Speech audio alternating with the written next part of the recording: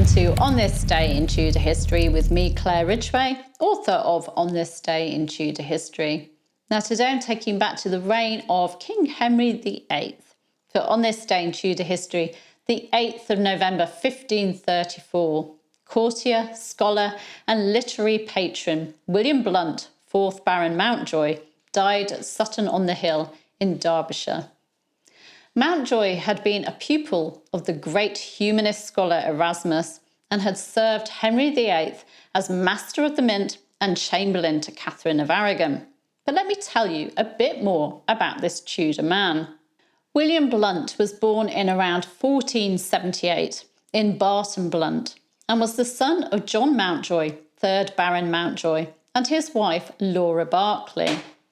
His father died in 1485, so his uncle Sir James Blount held custody of his lands and marriage until he came of age. His mother remarried twice more, first to Sir Thomas Montgomery and then to Thomas Butler, 7th Earl of Ormond, great-grandfather of Anne Boleyn and Chamberlain to Elizabeth of York. In 1497, Mountjoy helped put down the Cornish Rebellion, and in the same year he married Elizabeth Say. The couple had a daughter together, Gertrude, who would go on to marry Henry Courtenay, Marquis of Exeter, who was executed in 1539. Gertrude served Mary I as one of her ladies. In 1497, Mountjoy also went to Paris, where he met Erasmus, a man who became his mentor and a good friend. He returned to England in 1499 and became Socius Studiorum, or a companion in studies, to Prince Henry, the future King Henry VIII.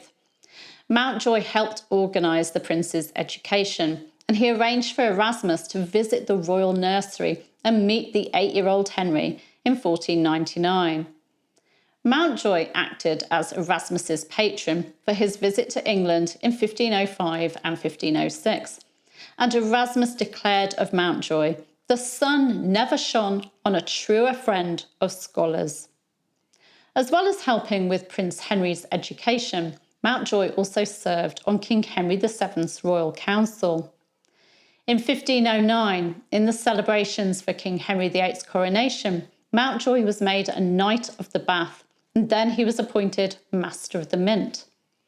That summer, he also married Inez de Venegas, his first wife having died in 1506.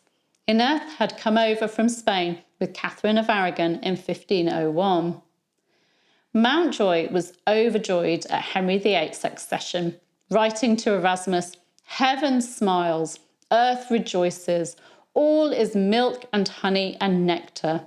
Tight-fistedness is well and truly banished. Generosity scatters wealth with unstinting hand." The new king made him Lieutenant of Am Castle in October 1509, and by May 1512, Mountjoy had been appointed as Queen Catherine of Aragon's Chamberlain, and in 1513 he served in Henry VIII's campaign in France, being made lieutenant, bailiff and then governor of the captured city of Tournai. He was replaced in the role in 1517, allowing him to return to England. By May 1515, he was married to Alice Keble, widow of William Blount, and the couple went on to have a son, Charles, who'd become 5th Baron Mountjoy and was also a patron of learning. They also had a daughter, Catherine. Mountjoy and Alice attended the Field of Cloth of Gold in 1520. In 1519, Mountjoy's cousin, Elizabeth or Bessie Blount, gave birth to the king's illegitimate son, Henry Fitzroy, Duke of Richmond and Somerset. And in 1521, Mountjoy served on the commission that tried Edward Stafford, 3rd Duke of Buckingham. And in that same year, his wife Alice died. Mountjoy served in France again in 1523, accompanying the Duke of Suffolk there, and he also married his 4th wife, Dorothy, widow of Robert Lord Willoughby and daughter of Thomas Grey, Marquis of Dorset. He and Dorothy had a son, John, and 2 daughters, Dorothy and Mary. Mountjoy was elected as a Knight of the Garter in 1526, and in 1530, even though he was Catherine of Aragon's Chamberlain, he was one of the signatories of a letter to Pope Clement VII urging him to annul her marriage to King Henry VIII. In July 1533, it was Mountjoy who had to tell Catherine of her demotion to Princess Dowager due to the annulment of her marriage and the validity of the king's marriage to Anne Boleyn. Catherine would not accept her new title. And in autumn 1533, Mountjoy wrote to Thomas Cromwell saying, "It is not my part, nor for me this often to vex or unquiet her whom the king's grace caused to be sworn unto, and truly to serve her to my power." And he wanted to be replaced as her Chamberlain. He wasn't replaced, though. In July 1534, his last major service to the king was to serve on the commission trying William Lord Dacre. Then, on this day in history, the 8th of November 1534, Mountjoy died at Sutton-on-the-Hill, near Barton Blunt in Derbyshire. He was laid to rest at Barton Blunt. Tomorrow, I'll be telling you all about the only major armed rebellion of Queen Elizabeth I's reign and how it sought to depose Queen Elizabeth and to replace her with Mary, Queen of Scots. Please do make sure that you're subscribed by clicking just there, and that you've hit the bell so that you don't miss that video. Also on this day in Tudor history, the 8th of November 1528, at Bridewell Palace, King Henry VIII made a rather strange public oration to explain his troubled conscience regarding the lawfulness of his marriage to his first wife, Catherine of Aragon.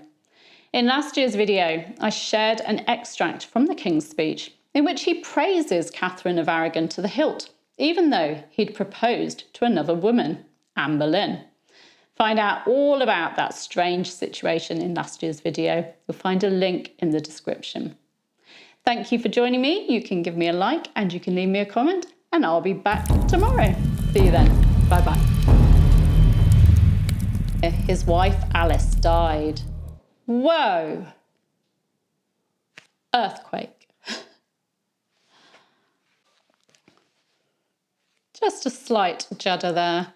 We do get little earthquakes here. We're on a fault line. We're okay though.